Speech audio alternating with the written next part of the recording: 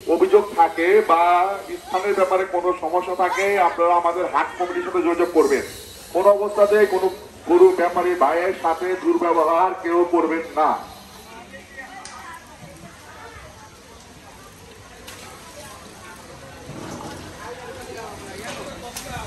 আর আমাদের ভিতরের দিকে ফেরিঘাটের দিকে বাজারের দিকে প্রচুর জায়গা আছে।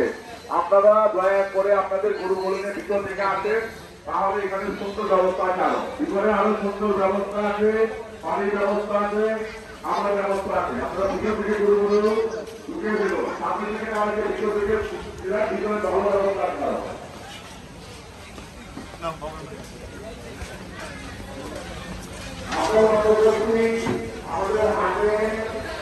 আমাদের হাতে যেটা দিনের আন্দোলন ঘটেছে, আমি ব্যাপারী ভাইদের উদ্দেশ্য করে বলছি, আপনারা যদি গরু বিক্রি করেন আমাদের 1 নম্বর